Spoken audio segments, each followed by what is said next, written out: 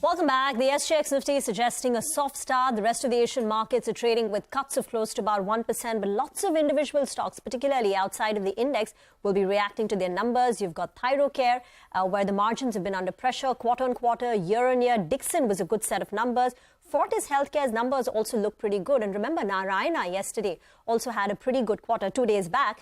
So generally, hospital companies have been reporting good numbers. You've got Sequence Scientific, Metro Brands, Linde India, where the numbers look good. So a lot of individual stocks will be reacting to their numbers. Let's take some of those with Deven Choksi of KR Choksi, who joins us on the show now. Deven, morning. Anything in the mid-cap basket that caught your attention from the numbers which were reported post-markets yesterday, where the stocks could react today? Well, I think the impressive set of numbers came in from Dixon, and I think that's something which was expected too, because of the higher volume growth in EMS segment, I think, which we are experiencing as a whole in the country. And this company remains, I think, the forefront as far as this business is concerned. So from that perspective, I think the numbers have really remained relatively more convincing. However, not too sure whether everything is priced in, because I think most of the stocks which we have seen numbers, probably I think have factored everything into the price by now. So from that perspective, not much of an opportunity, at least at this point of time, on the first cut reaction of the numbers.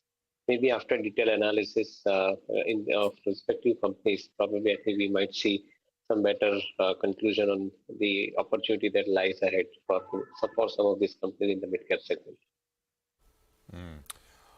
Okay, I mean, Dixon, I think Dixon stopped giving out a guidance a couple of quarters back. But based on these numbers, will we see any upgrades, etc., to FY24 estimates? But I think I've not seen any. Maybe there will be.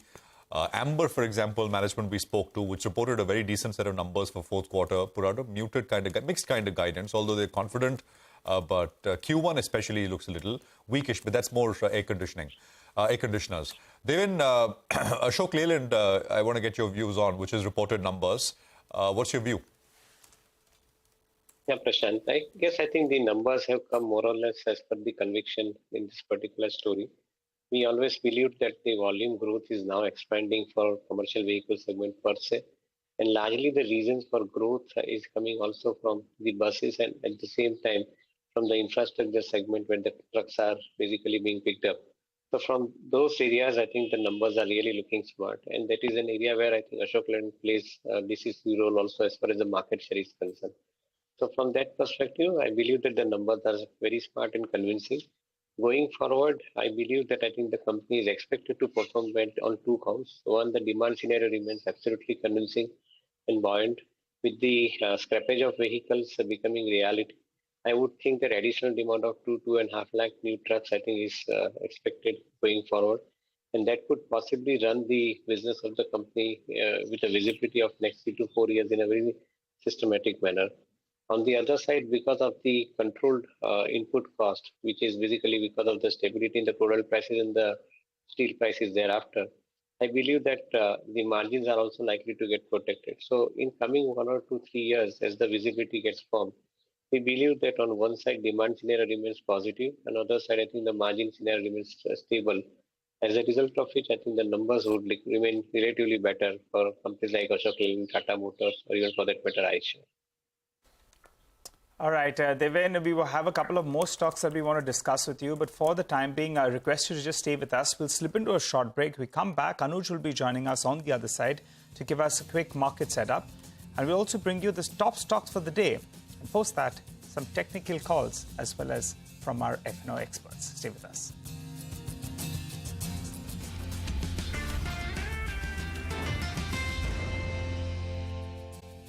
All right, well, let's get back to tracking stocks. Deven Choksi is still with us. Deven, there's been a change in guard in Karnataka. And post that, you have a couple of stocks that have been under pressure. Notable name is NCC. The market is worried about something. Maybe closer to 11% of their order book is towards Karnataka. The street is a little bit dicey on that.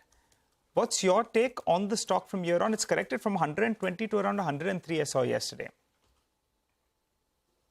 Nigel, it's a dangerous proposition, as I would call it as, because on one side, the companies have not done anything wrong.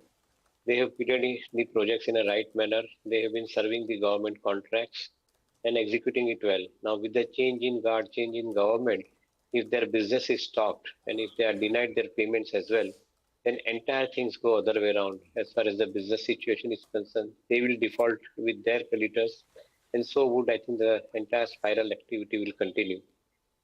Banks will come into default as well if this kind of situation is tolerated.